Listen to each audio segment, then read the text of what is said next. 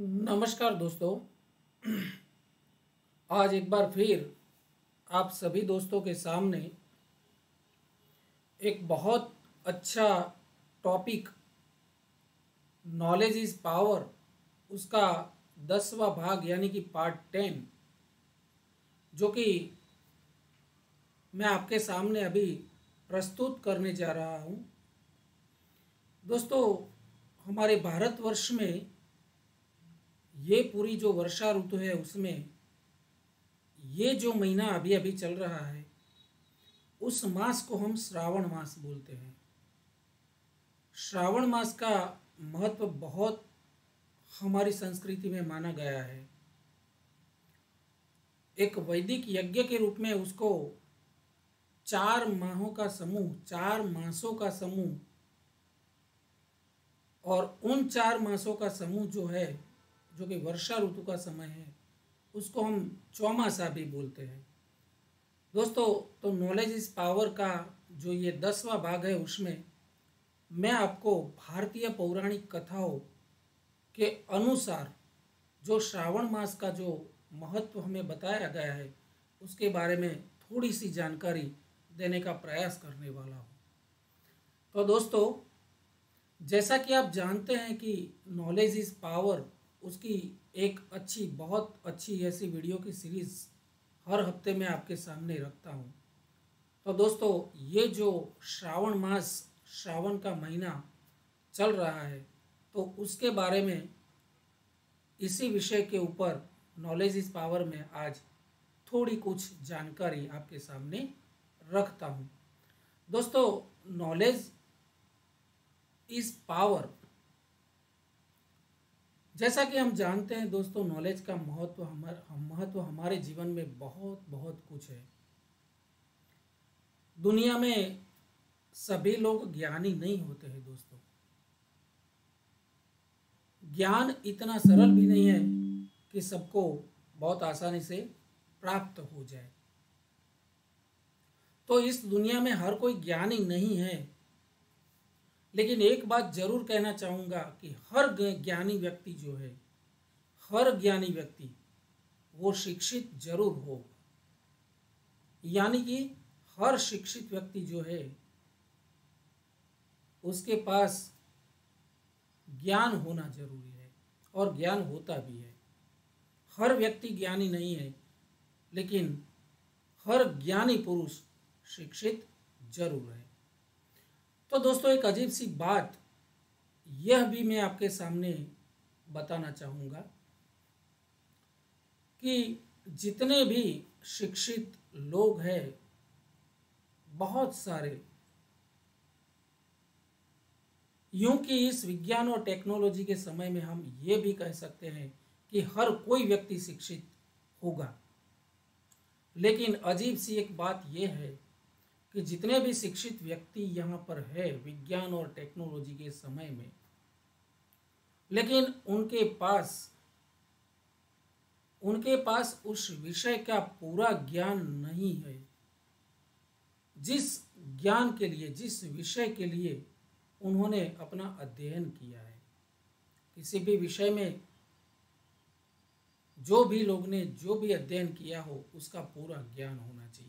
लेकिन अजीब सी बात है कि हर शिक्षित व्यक्ति उसने जो भी विषय के अंदर ज्ञान प्राप्त किया है उसके अंदर वो पूरा ज्ञानी नहीं है, उसका पूरा ज्ञान उसके पास नहीं होता है।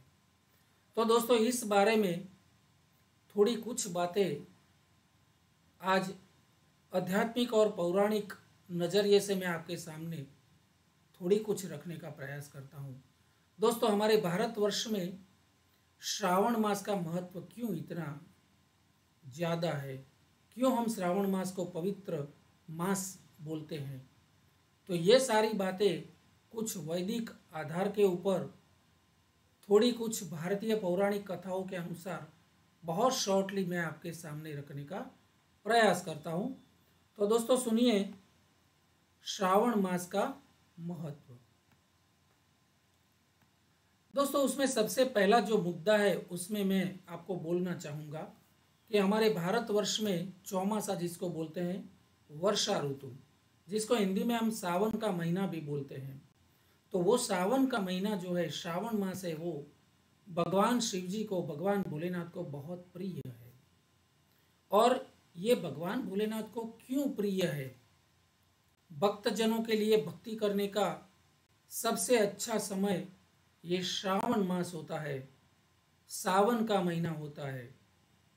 तो ये सारी कथाएं श्रवण करने का महीना भी श्रावण महीना सबसे अच्छा और शुभ माना जाता है।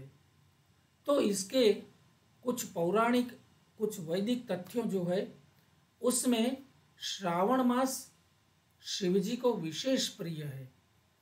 तो ये कोई किसी मानव ने नहीं बोला है, लेकिन खुद भोलेनाथ ने स्वयं कहा है कि भाई श्रावण मास जो है वो मुझे क्यों प्रिय है। तो दोस्तों, उसके लिए शिव जी ने हमारे वेदों में और शास्त्रों में कुछ शिव जी ने अपने मुख से ही ये बोला है कि द्वादश स्वपि मासेषु श्रावणो मेति वल्लभः श्रवणार्हं यन्माहात्म्यं तैनासो श्रवणो मतः श्रवणर्क्ष पौर्णमास्यां ततोपि श्रावण स्मृतः यस्य श्रवण मात्रेण सिद्धिदः श्रावणोप्यतः। इसका अर्थ है, मासों में श्रवण मास मुझे अत्यंत प्रिय है, इसका महात्म्य सुनने योग्य है, अतः इसे श्रावण कहा जाता है।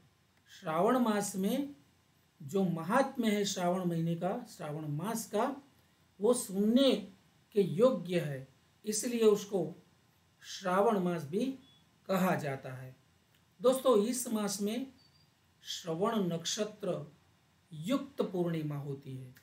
जो पूर्णिमा है उस दिन नक्षत्र श्रवण नक्षत्र होता है, इस कारण भी इसे श्रावण महीना कहा जाता है। इसके महात्म्य के श्रवण मात्र से ये सिद्धि प्रदान करने वाला है। दोस्तों, इसलिए श्रावण जो है वो उसको श्रावण महीना बोला जाता है, श्रावण मास बोला जाता है। तो दोस्तों, श्रावण मास का महत्व समझाते हुए कुछ और बातें जो कि हमारे भारतीय पौराणिक कथाओं के अनुसार हमारे लोगों में थोड़ी प्रचलित होगी और लोगों को जानने की ज़रूरत भी है, वो ये है, भारतीय पौराणिक कथाओं के अनुसार दोस्तों, जब देव और दानव यानी कि असुर, उन सबने मिलकर के कुछ अमरत्व प्राप्त करने के लिए सोचा, तो उनके दिमाग में ऐसा आया कि क्यों न समुद्र मंथन किया जाए ताकि हमें कुछ प्राप्ति हो। तब जो दोस्तों देवताओं यानी कि सभी देवगण और असुरगण एक साथ आए और समुद्र मंथन करने के लिए समुद्र में गए। तो समुद्र मंथन के दौरान उनको कुछ प्राप्त हुआ।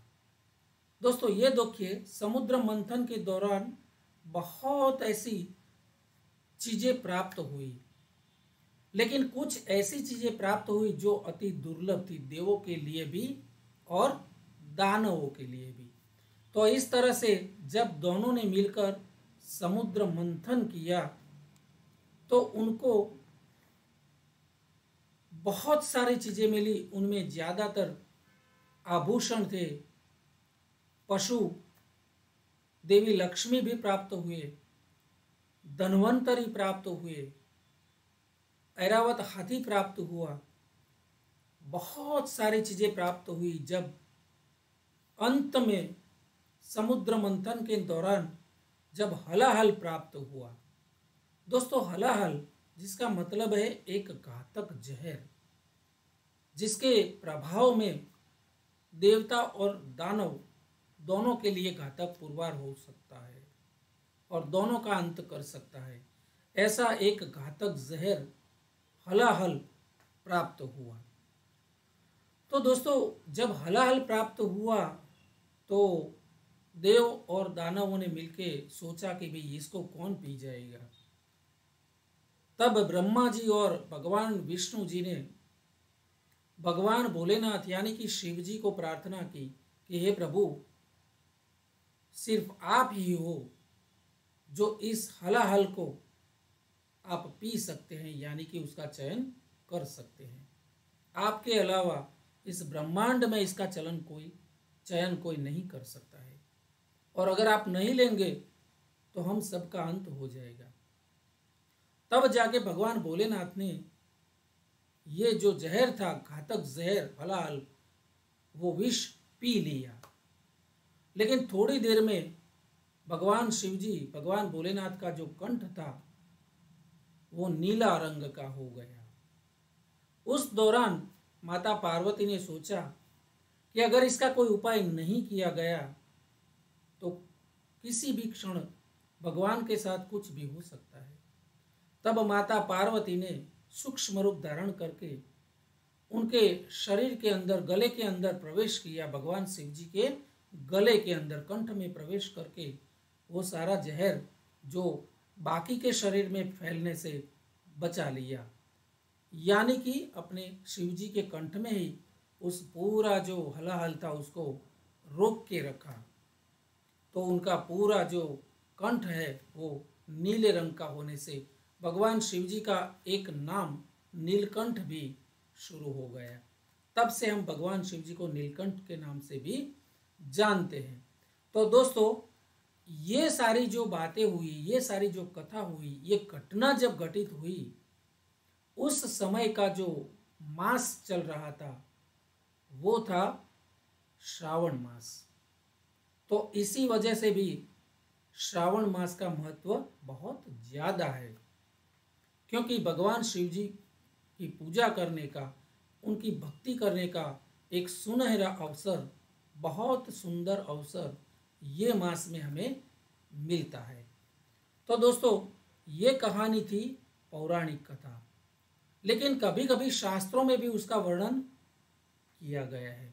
तो शास्त्रों में जो वर्णन किया है दोस्तों, उस विषय के बारे में अगर बात करूं कि भाई ये जो महीना है, ये जो मास है, उसको हम श्रावण मास क्यों बोलते हैं, तो शास्त्रों के मुताबिक भगवान विष्णु की योग निंद्रा इसके लिए जवाबदार है। क्योंकि ये जो चतुर्मास है, ये पूरा 4 मास का जो समय है, जो कि वर्षा ऋतु के नाम से जानते हैं हम, ये चारों मास का समय जो है वो भगवान विष्णु उस समय योग निंद्रा में चले जाते हैं, और भगवान विष्णु जो है सारी सृष्टि का संचालन करते हैं, पालन पोषण करते हैं। तो उस दौरान, योग निंद्रा के दौरान, भगवान विष्णु का पूरा उत्तरदायित्व भगवान भोलेनाथ यानी कि भगवान महादेव शिवजी खुद अपने कंधे पर ले लेते हैं कि ये चतुर्मास दरमियान पूरी सृष्टि का संचालन खुद मैं करूंगा। तो इसलिए भी ये जो है, ये चातुर्मास, इसमें ये श्रावण मास, उसको हम श्रावण मास बोलते हैं, इसको हम चतुर्मास भी बोलते हैं। तो ये समय गाला ऐसा है, ये समय का पूरा जो ये डिस्टेंस है, वो सारा उत्तरदायित्व भगवान शिव जी अपने आप उठाते हैं और पूरी सृष्टि का संचालन करते हैं। दोस्तों, ये 4 महीनों में होने वाला एक वैदिक यज्ञ होता है। पूरे 4 महीने जो वर्षा ऋतु के हैं, ये पूरे 4 महीने का समय जो है, ये सबके पुराणों के, वेदों के, शास्त्रों के अनुसार पूरा एक वैदिक यज्ञ होता है। और एक प्रकार का हम माने तो पौराणिक व्रत भी है 4 मास का, इसलिए हम गुजराती में चौमासा भी बोलते हैं। दोस्तों, एक और पौराणिक कथा भी है, जो माता पार्वती हिमालय की पुत्री थी। तो पार्वती जी ने जब जब भगवान भोलेनाथ को अपने पति के रूप में प्राप्त करने का व्रत रखा था बचपन में, किसी भी समय, वो जो समय होता था वो श्रावण मास का होता था। इसलिए भी उसको श्रावण मास का हम ये पवित्र मास में उसकी गिनती करते हैं। तो दोस्तों ये सारी जो कथाएं हैं पौराणिक या फिर वेदों के कुछ आधार पर मैंने जो बात की, और सावन का महीना यानी कि भक्ति करने का, भक्तजनों के लिए, गुरुजनों के लिए, ज्ञान प्राप्ति के लिए, ईश्वर को प्रसन्न करने, भगवान भोलेनाथ को प्रसन्न करने के लिए ये जो समय है सबसे अच्छा, इससे अच्छा समय कोई हो ही नहीं सकता। इसलिए हम उसको चौमासा, और चौमासा में भी ये मास जो है वो श्रावण मास बहुत पवित्र माना गया है। और इस मास में भक्ति करने से, इस मास में कुछ कथा कीर्तन या पौराणिक को कुछ कथा सुनने से, श्रवण करने से हमारा जो जीवन है वो धन्य हो जाता है, और ईश्वर हम भगवान भोलेनाथ को इसी जरिए बहुत जल्द प्रसन्न कर सकते हैं, सरलता से प्रसन्न कर सकते हैं। तो इसलिए ये श्रावण मास हमारी संस्कृति में, हमारे भारतवर्ष में बहुत पवित्र मानते हैं और भगवान की आराधना, पूजा अर्चना करते हैं। तो दोस्तों ये पौराणिक थोड़ी सी कुछ वेदोक्त रीतें जो मैंने बातें की है, अगर आपको ये वीडियो अच्छा लगा हो तो उसको लाइक कीजिए, शेयर कीजिए, और अभी तक आपने मेरी चैनल को सब्सक्राइब नहीं किया है तो बहुत जल्द उसको सब्सक्राइब करें ताकि मैं और भी वीडियोस आपको भेज सकूं। वेट फॉर नेक्स्ट वीडियोस, और तब तक के लिए धन्यवाद, नमस्कार।